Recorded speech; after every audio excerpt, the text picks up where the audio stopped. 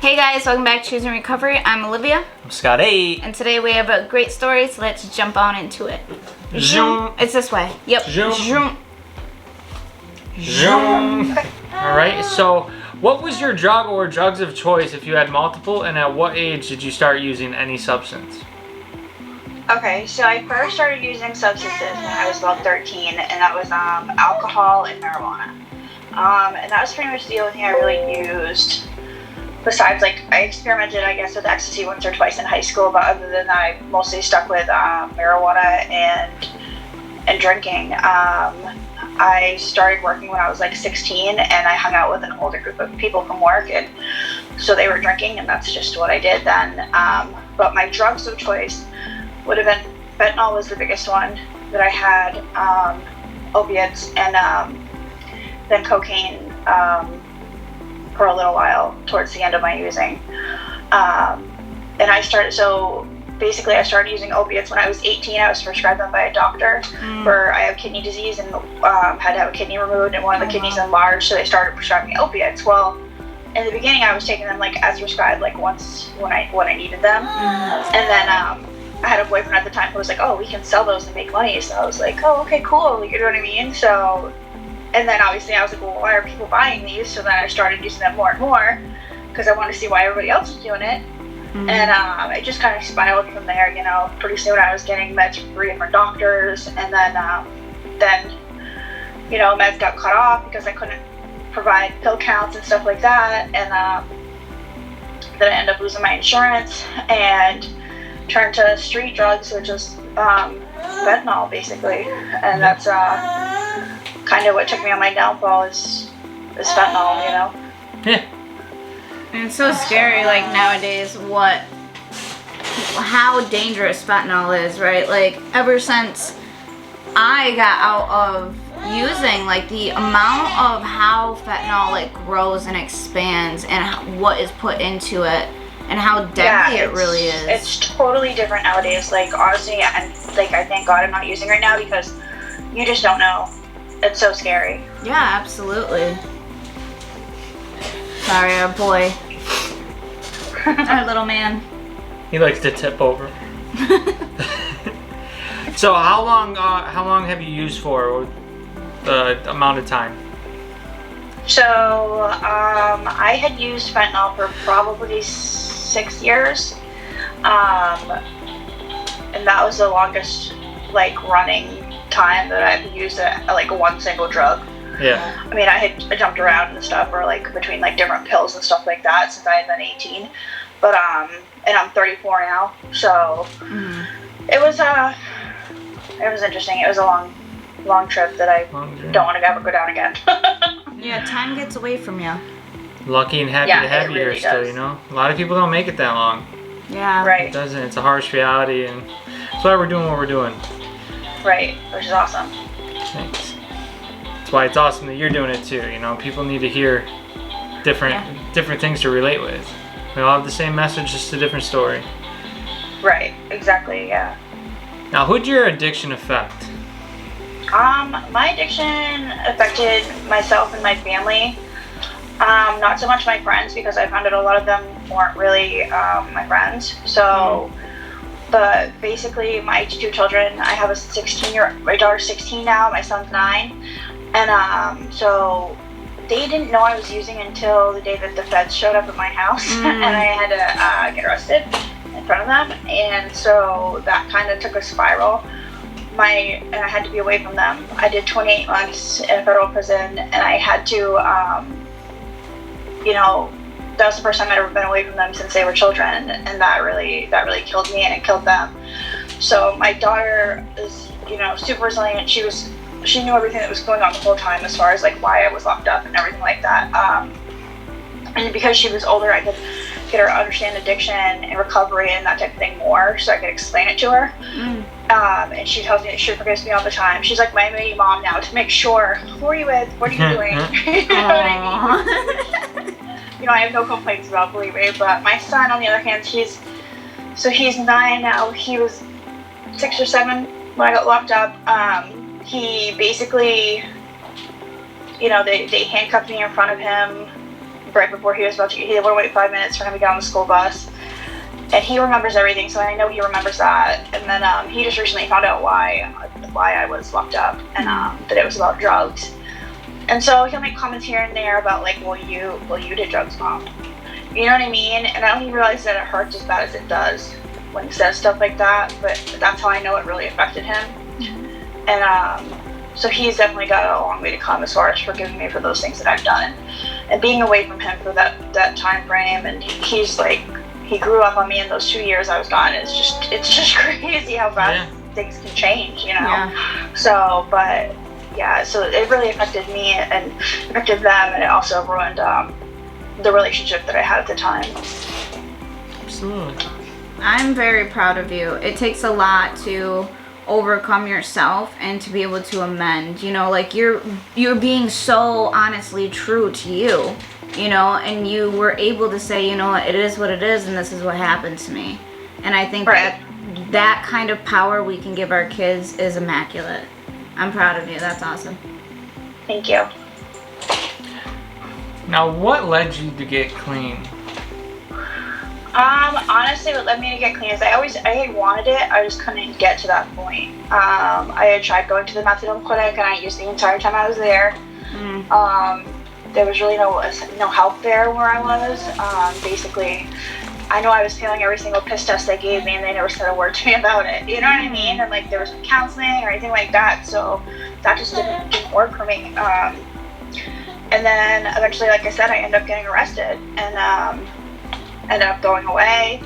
The feds sent me to rehab, which was a godsend for them to do before I got locked up. That way I was able to have the tools while I was locked up to stay clean. Wow.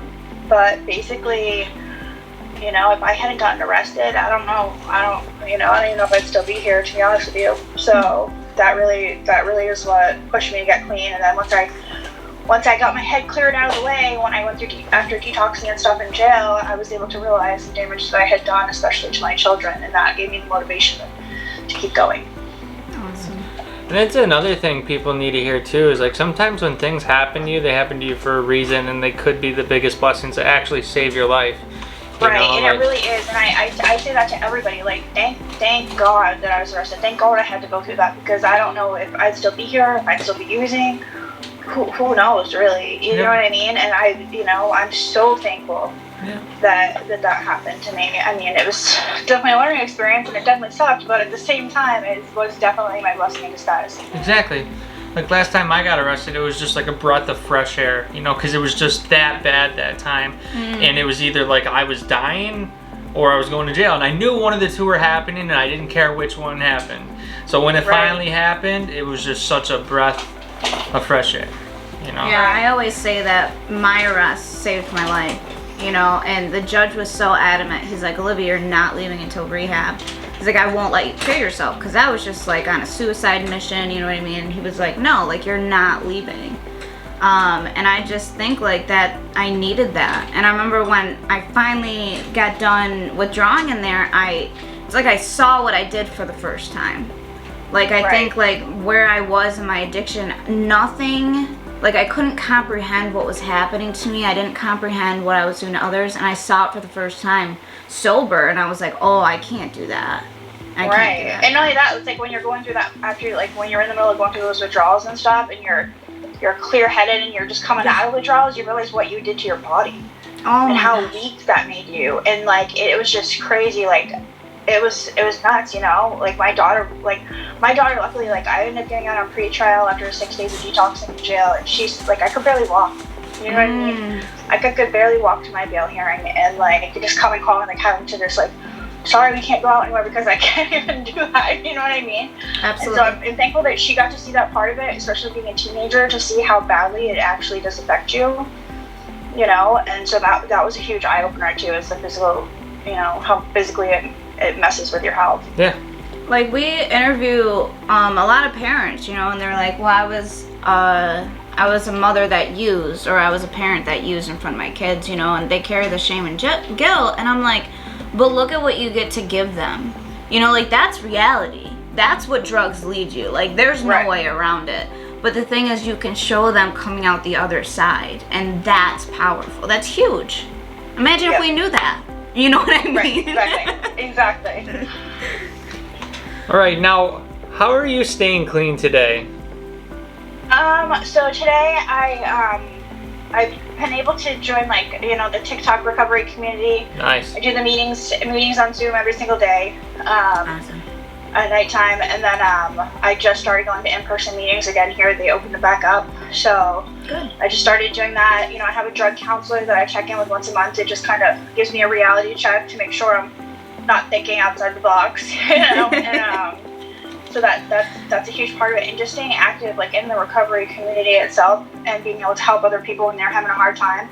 You know, I'm able to be present for people that are still in addiction, that, you know, they can call me at any hours and they know that, you know, and just being able to wanting and desire to help that next person is really what keeps me clean. And Awesome. and seeing all these people getting clean and doing it in recovery and successful at it, that's definitely is what keeping me clean, and the motivation for my children to see that they don't have to go down that path, and that that their mom has come a long way also gives me the motivation to stay clean today.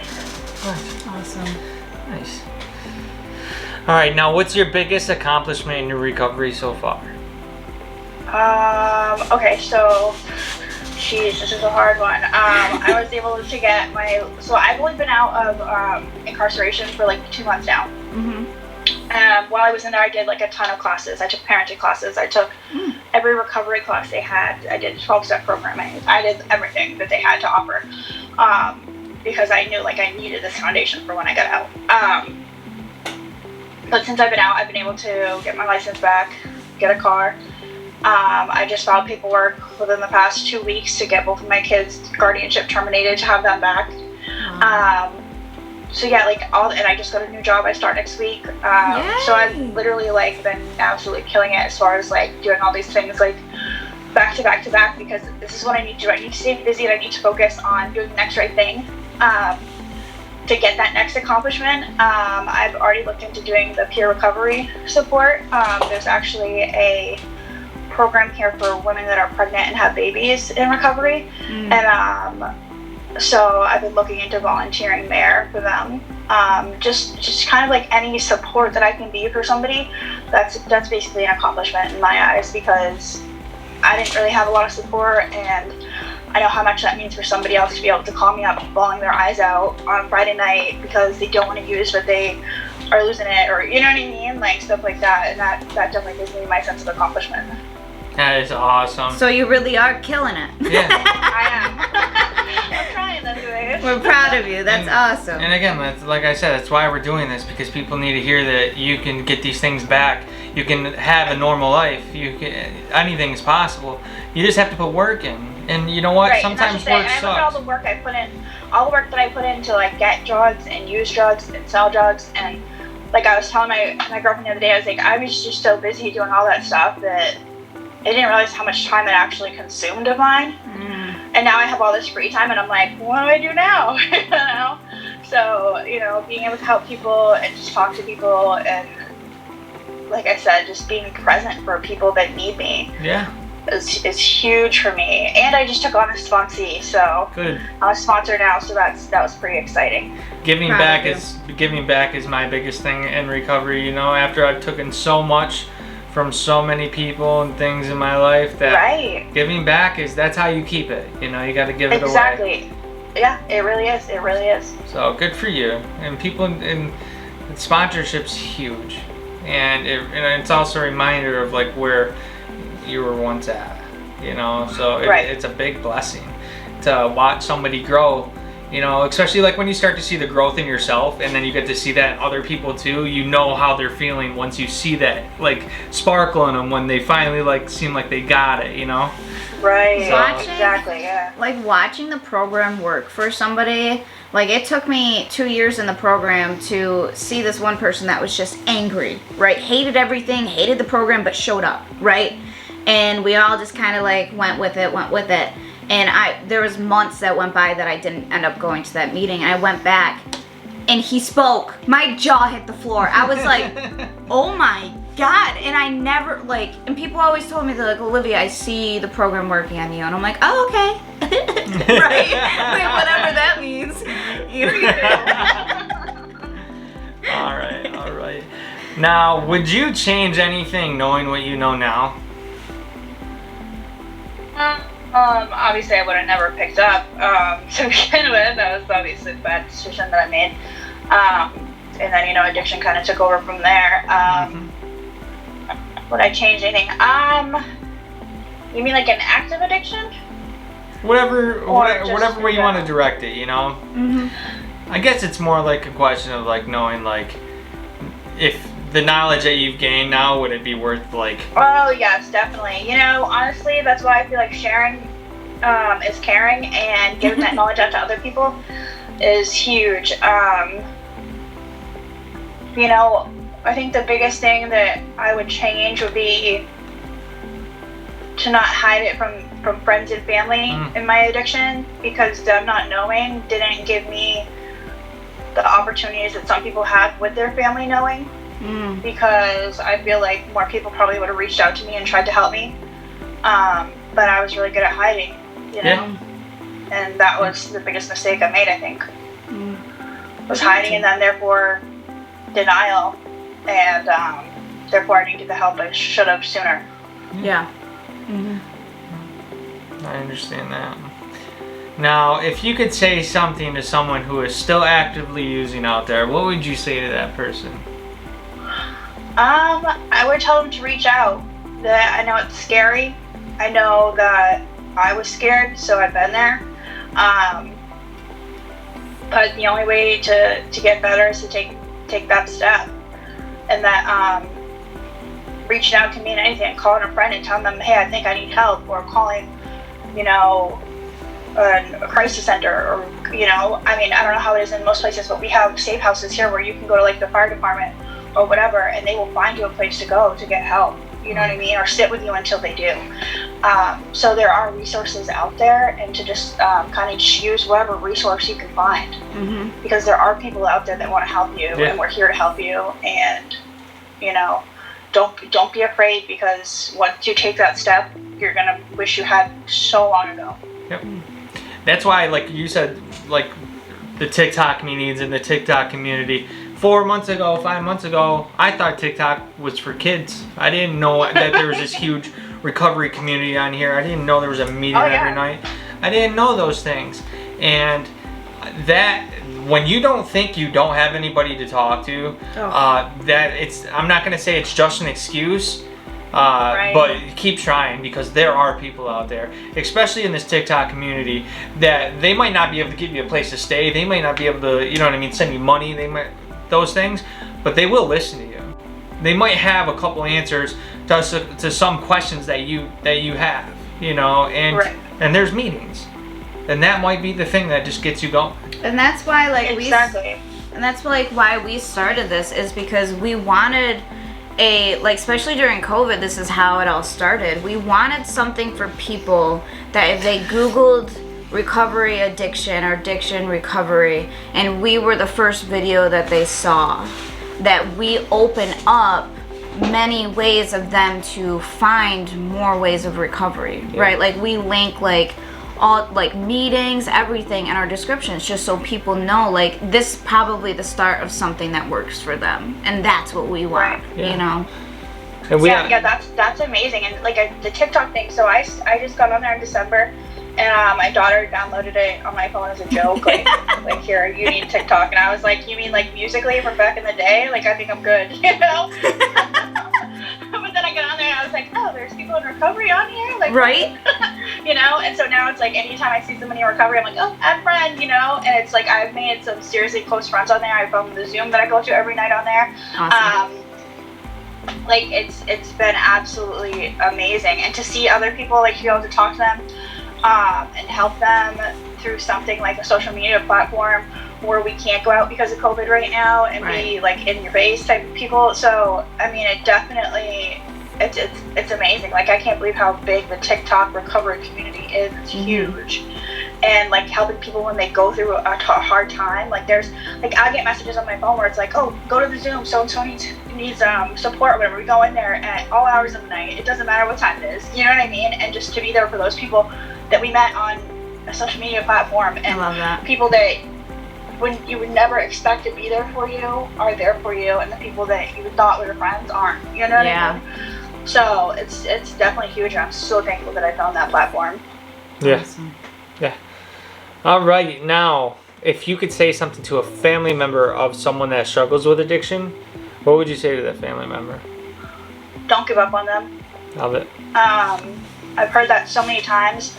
Actually, a person that we helped get into rehab yesterday, that's in our Zoom meeting every night, had admitted to us a few days ago that he had started using again. We all pulled together, and that was his biggest fear, was telling his family. And I feel like that shouldn't be your fear. You should be excited to tell them that you're going to get help. You should be excited to tell them, listen, you know, I may have messed up, but I'm going to get help. I'm doing the right thing. And that was his thing all day yesterday when he was on his way to the rehab, was, I'm so nervous, I'm not going to call my family until I get there. You know what I mean? Because he was so afraid. He's like, they told me they were going to give up on me, and they told me that if this ever happened again, they were done with me. You know what I mean? And part of recovery is, you know what, you may not get it the first time because something you try may not work for you the first time. Yeah. You may have to try other routes to get to where you need to be. So don't give up on that person. Love that person and support them no matter what, you know? Because at the end of the day, sometimes family is all you have. And it's really important, you know? Yeah. If I didn't have my mom and my sister and my brother and my kids behind me, I'd have nobody. And you know what? If they don't want to support him, then maybe they don't need to be there in his early recovery. Right, exactly. Sometimes you have to make those boundaries and cut them off. Yeah. Yeah. He's doing his part, or she, but they're doing their part, reaching out, asking for help. If they don't want to do that, look how many people they have behind them. You know, that's a amazing. family. That absolutely. Exactly. Absolutely. Awesome. All right, so that is the end of the questions. We are going to open the floor to you to share whatever you think somebody needs to hear, some experience, strength, and hope, and the floor is yours. Alright, so basically, my biggest thing is, you know, don't ever give up on yourself. Don't ever think that you can't do it. Don't ever think that it's too hard, that it's not worth it, because it is worth it. And there was a time in my life where I could never imagine not putting something into my body, not using some type of substance.